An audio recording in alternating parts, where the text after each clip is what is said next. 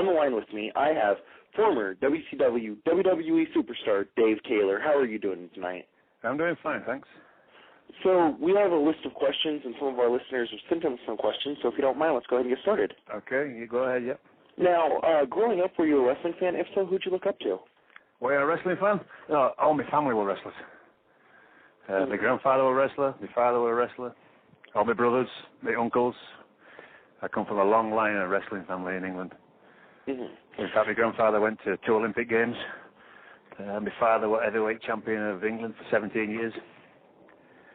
So I was just born into it. Now, what was your training like? Obviously, the training nowadays is a lot different than back when you started training. Now, what was your training like, though? My training, well, I started as amateur first. I did like 5 or 6 years of amateur wrestling, became the British middleweight champion. And then my father was promoting shows overseas in Sweden.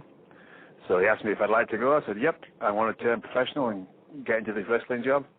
And it took me to the gym twice. I learned how I took a bump in the amateur wrestling gym, and then I was on the road. I just had to get in at the deep end and just wrestle. I had not got a clue what I was doing, but I managed to get by. And I've been doing it for 36 years now, so it wasn't too bad of training. Not at all. Now, what are your memories of working for All-Star Wrestling, where you got to face guys like Kendo Nagasaki and Rollerball Rocco? Oh, yeah, we're great, yeah. Back in that day, yeah, we're great, yeah. Yeah, they were big names. Nagasaki was a big name. Rollerball Rocco was a lunatic. Crazed up lunatic. He was like a machine. He was well ahead of his time with Rocco. He was a great wrestler. So were Nagasaki. They were all good, you know. But it was a good experience. But you did a lot of traveling, a lot of driving, you know what I mean? You do like 500-600 miles a day. And people get shocked by that, saying, well, England's not that big. But it is when you're going there and back, you know. Now, a lot of people have said that Kendo Nagasaki trained people, you know, a very unique way. Did you ever get to see him train any of his students? Nagasaki trained anybody? No, I never saw him train anybody, no. Okay. I didn't even know he did train anybody. Yeah, he did. He trained a few people. Yeah, I don't know any of them. They can't be any good because I've never heard of them. I have no soft spot for. I haven't got a soft spot for Nagasaki. I didn't like the guy. Oh, okay. I'd love to beat his head in. I wanted to beat his head in every day. But, you know, you can't do that sort of thing. Yeah. Now, you got to work with Finley early in your career, actually, when you got to wrestle him for the All-Star British Heavyweight Championship. What do you remember about that? I wrestled him before that, though. I wrestled Finley when he'll have been 18. I'll have been 20, 22 or something at the time. But when I wrestled him for the All-Star Championship, I wrestled him a lot of times for it. Never could beat him, but eventually I did. And it was one of the best nights of my life, you know what I mean? Because I got a standing ovation at the venue where we were wrestling in Kings Lynn, and it was a great night. Now, you've gotten to wrestle, obviously, in many different countries throughout your career. What are your favorite and least favorite countries to wrestle in, and why? Favorite countries? I would say my favorite country was Germany, because we didn't do a lot of traveling, and you got to know the fans more. You know, the fans were good people.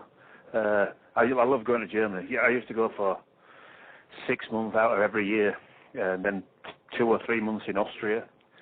I really liked South Africa. I like South Africa a lot.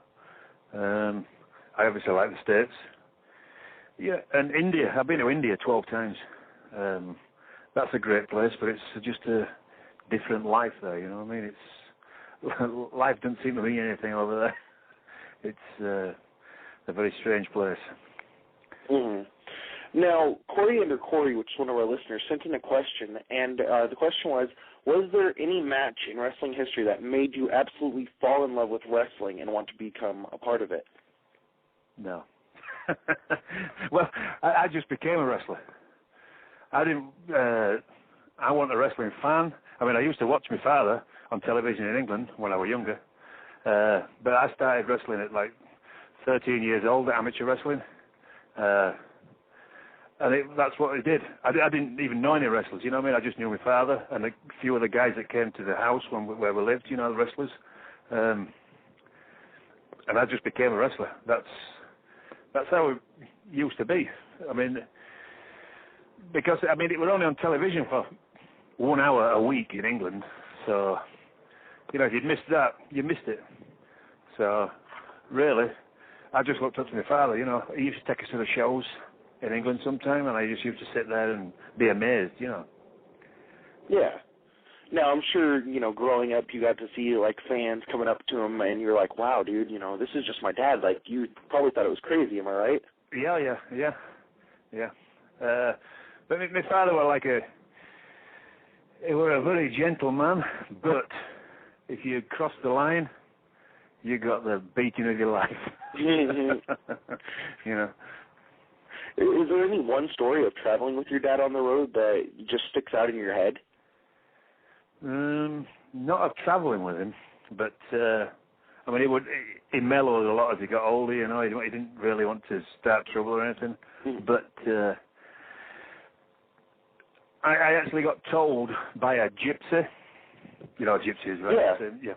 A gypsy guy, a tough guy gypsy, that they saw my mother pushing my father in a vehicle on the road. So there were about 8 to 10 gypsies on the back of a truck driving past, and they all started whistling and shouting at my mother. So anyway, they went past. So then they got the vehicle going, driving past his farm, and he saw the pickup that these guys were in. And my father stopped, walked into the yard, and said to all the gypsies were stood there, and he said, right, how do you want it? One at once or all at once? Because I don't care. And the gypsies laughed at him and said, don't be stupid, you silly bugger. What are you talking about? And the farmer, whose farm it was, said, you better just stop now, boys. Do you know what that is? And they said, we don't care who it is. He said, you will do in a minute. It's Eric Taylor. And they all jumped in the pickup and left. Wow. They were scared of they were scared of him. He had a big reputation from where we live. And even around the wrestlers, he was like a wrestler's wrestler, Yeah, I know what you mean by that. Yeah. Now, how did you come to work for WCW? Regal, really. Steve Regal. He, you've got to do favours in this business. I got him into Germany. I spoke to the promoter in Germany, and I got him work in Germany. And he repaid me by getting me over in WCW. I came over for a tryout. When he'd been here about 6 to 9 months, he'd been here, or maybe a year. And he called me and said, do you want to come over for a tryout? I said, yeah, sure.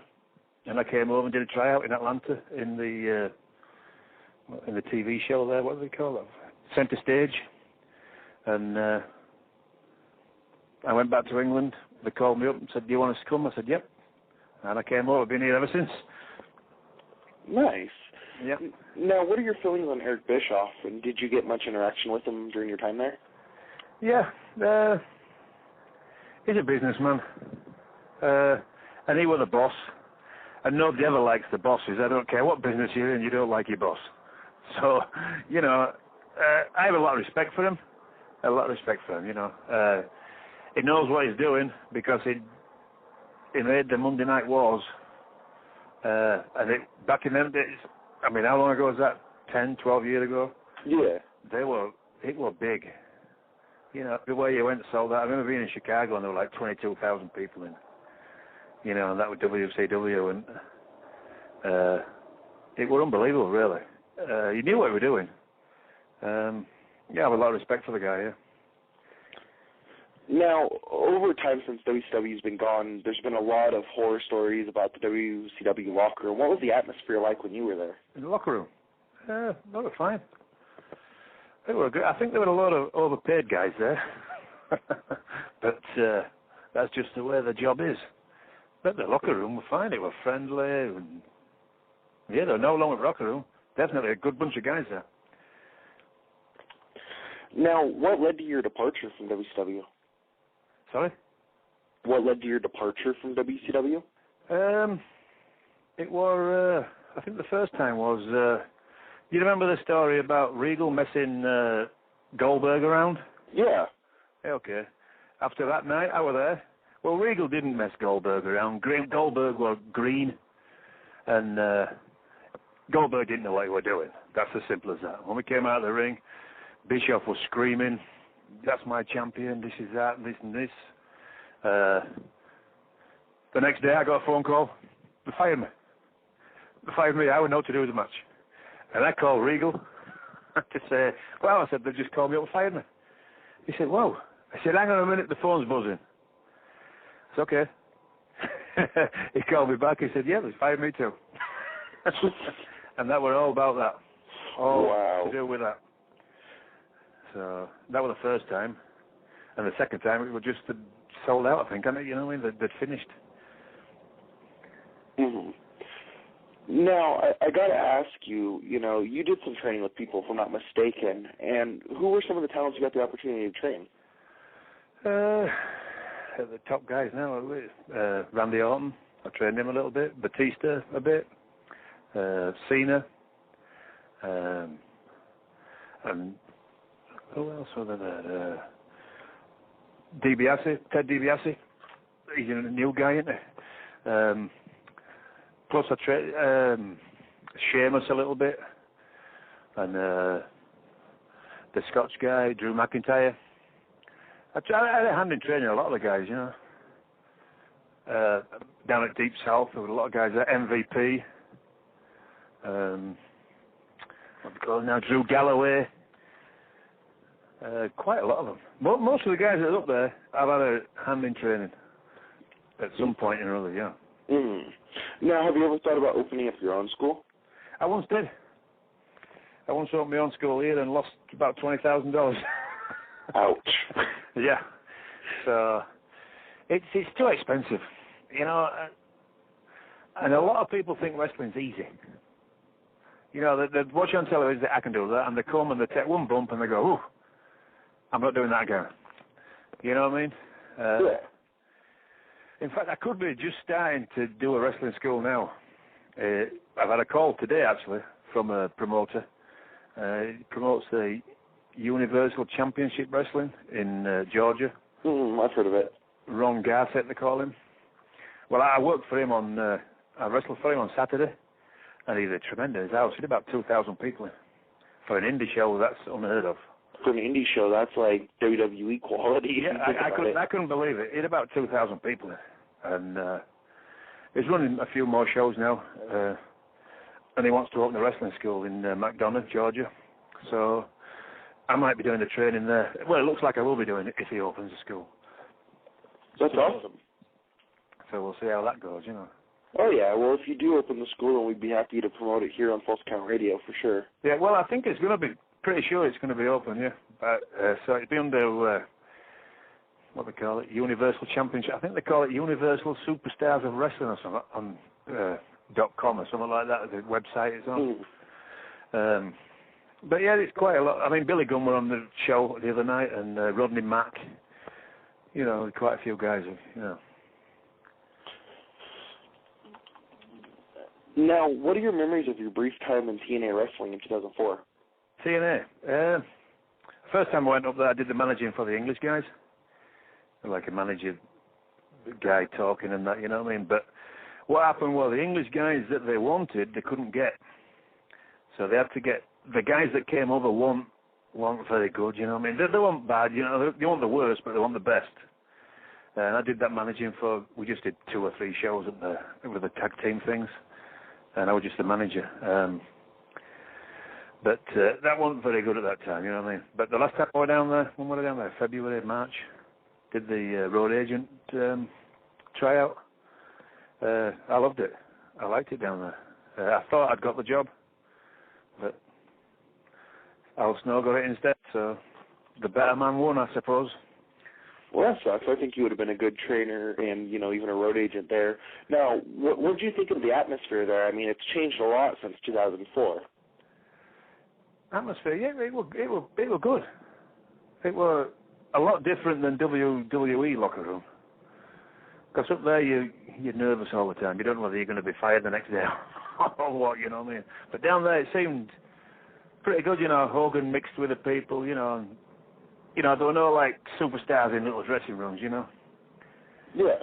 It were pretty open. You know, even the owner, Dixie Carter, she was walking around saying hello to everybody and talking to everybody. It seemed quite good. You know, I enjoyed it. Yeah, you know, and I've heard stories about how Dixie likes to hang out in the crowd and, you know, talk to the fans and see what they like, as opposed to Vince, who's a very, you know, low-kept guy. I mean, a lot of the guys don't get to talk to him. You know, he keeps to himself, especially for the guys who are coming in there for tryouts, you know. Well, when you see Vince, you're more scared of Vince. It scares you. He's a powerful man. You know what I mean? But that Dixie Carter, she seems quite friendly. I mean, she's just as powerful, I suppose. You know what I mean? But she seems more friendly, you know. Mm-hmm. Vince is more in charge, boss type thing. Mm-hmm. Now, after all that, you went back and you started working for WWE again. How did your on-air return come to be? How did it happen? Mm-hmm. I'll tell you how it happened. I was working at Deep South as a trainer at the WWE facilities, you know, in McDonough, Georgia, when they had that Deep South. And they do a thing called mocap, you know, the video games. Yeah.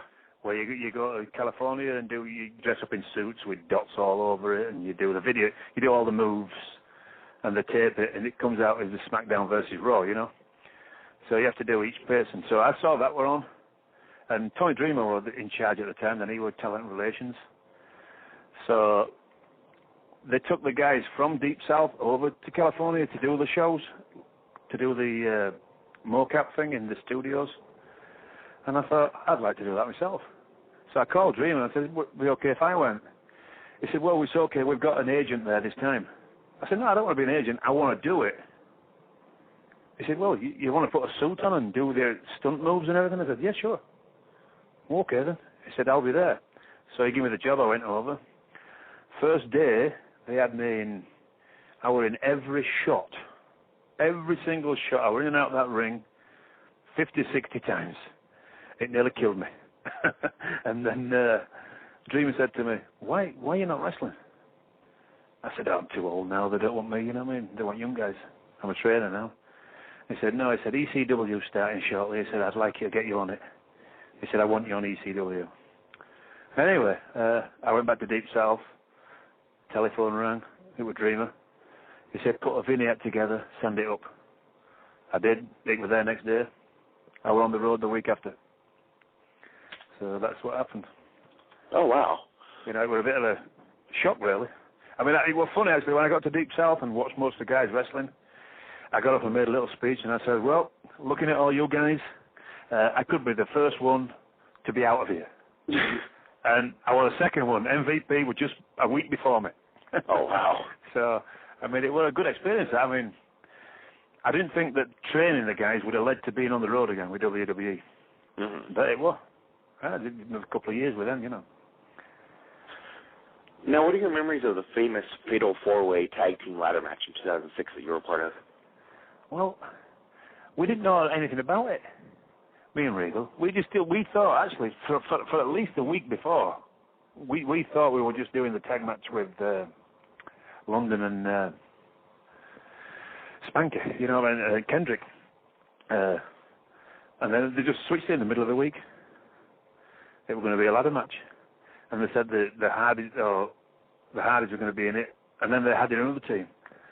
So, I mean, it's not our cup of tea, that sort of thing. But we did. We went in and we got a few little high spots in, you know what I mean? We got as much heat as anybody in there, even when they took that poor kid's eye out. You know, when the ladder hit him in the face. Yeah. You know, that got a big heat. But me and Regal got as much heat by not going up the ladder. You know, he's trying to push me up and I'm trying to push him up. Yeah. I mean, it was an experience, you know. Mm-hmm. Now, what led to you leaving WWE? Well, a lot of things, really. I think I was getting too old. And I had a few words with people. Like you do. See, when Regal went to Raw, I was sort of like left on my own. You know, and I thought, well, you know, they're not going to use me now anyway. But they put me with Paul Burgell in a tag team. And me and Burgell, we did all the house shows. We even went to South Africa with Raw. We did Raw. We did we did about 5 or 6 months together, and they just weren't quite to see. They wouldn't put us on TV. So we're in a meeting one day, and I asked them why, and they couldn't answer me.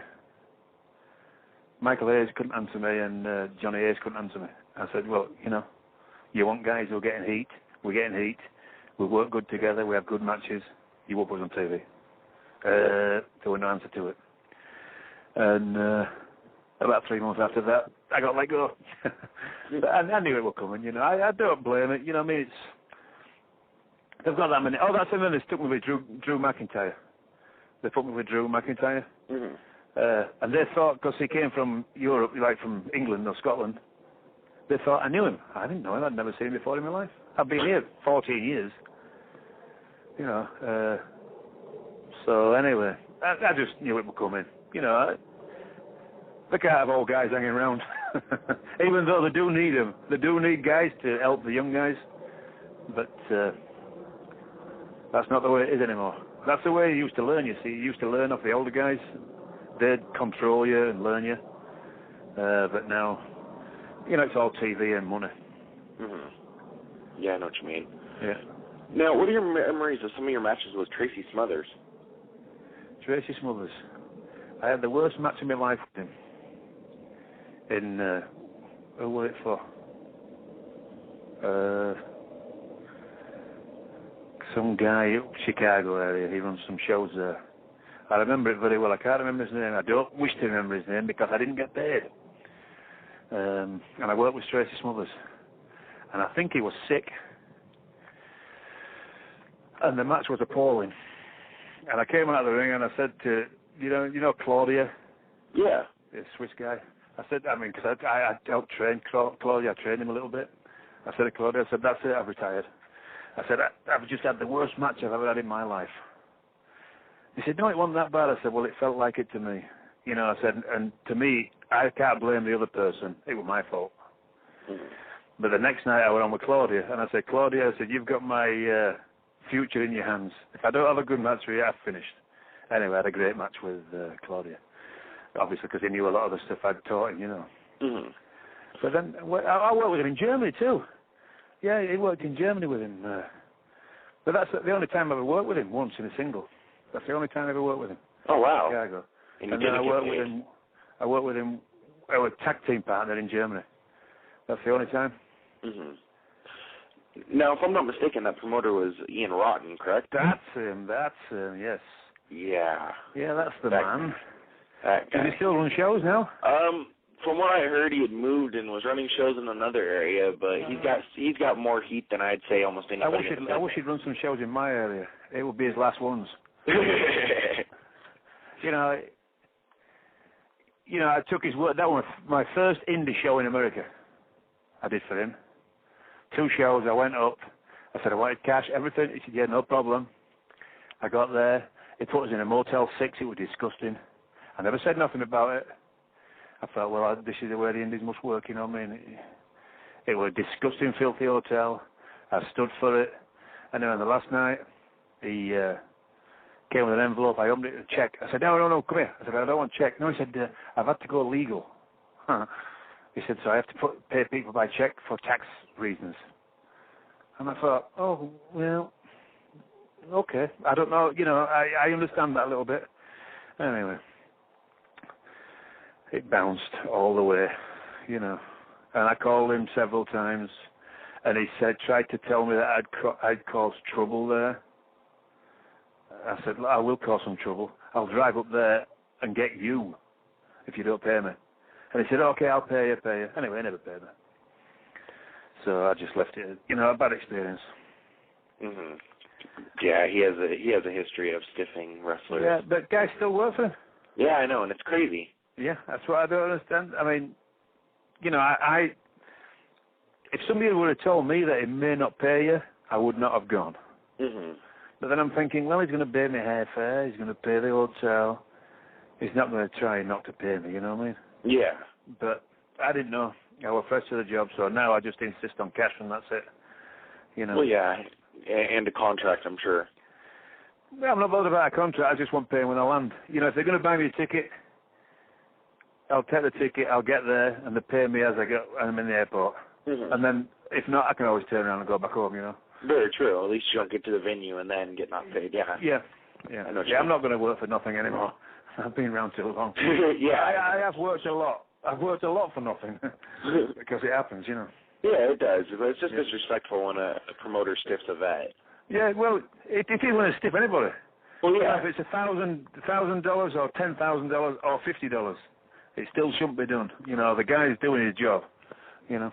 Oh, yeah, I would agree. And what's even worse is when it's a worker stiffing a worker on pay, like Ian Rotten. I mean, Ian Rotten has been in ECW and been in other companies. He should know better than to stiff his brothers. Yeah. Well, it'll come round one day. Somebody'll hammer him. Mm-hmm. You know, and I think he thinks he's some sort of tough guy because he's got a load of blade marks all over his head. That just looks like an idiot to me, you know. Yeah, I agree. I mean, anybody who goes out there repeatedly for no reason and bleeds, I mean. Yeah. Now, do you have any messages for your fans?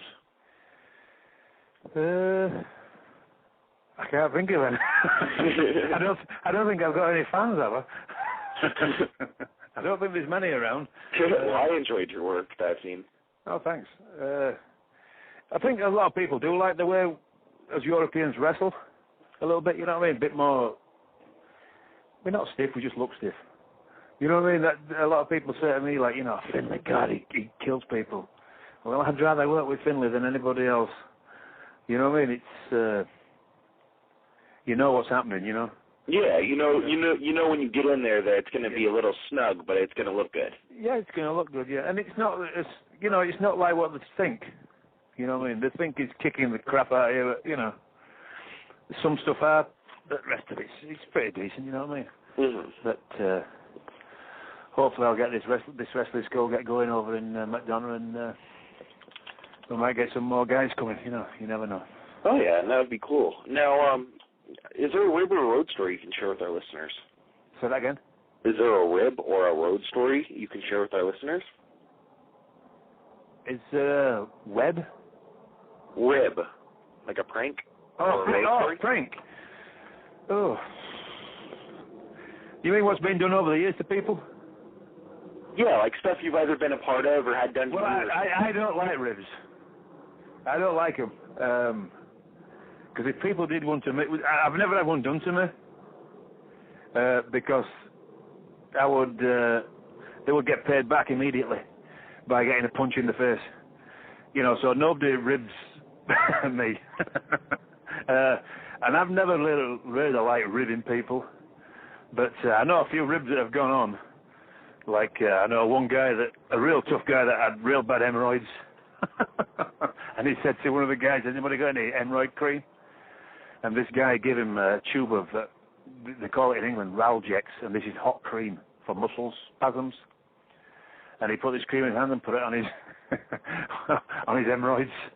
Well, he would have killed the guy, but he couldn't because he was in that much pain. I mean, them's not good ribs. I know another one where there's a guy in England called Alan Dennison. He was a bit of a strong man. Always worked out on the weights, you know. Old timer. Well, he's dead now, you know what I mean. But a guy asked him, you know, how do you get, like, you know, to train like you do? He said, well, he said, I get a lot of iron. So the guy thought he meant iron tablets. He said, no. He said, I put nails in a bucket of water, wait while they rust up, and the rust comes to the top of the water. He said, and I scoop it off and drink the rust. Well, this guy did it. He nearly died. He did it for about 6 months, this guy, drinking rusty water. Oh. But, you know, I've never been a lover of ribs. I don't like them. You know, there's a lot around, like putting padlocks on people's bags and stuff, you know what I mean? I don't really like them. Mm-hmm. Now, how can a promoter or fans get a hold of you? Yeah, I've just opened a new email. It's Blue Bloods Wrestling at yahoo.com. Okay. All right. And, you know, any last thing you want to plug before we go ahead and wrap this up? I'm doing a show on the 30th of this month in Doraville, I think it is, in Georgia. for the same promoter that I work with on Saturday. That's for that Universal Championship Wrestling. Mm-hmm. So if anybody's in the area, come and watch. It'll be a good show. I think I'm working with Ric Flair's son. Mm-hmm. Is it Reed? Reed? Yeah. So if anybody wants to book me, it's that Blue Bloods Wrestling at yahoo.com. All right. Thank you very much for joining us. Okay, no problem. All right. Thank you. Thanks very much. All right.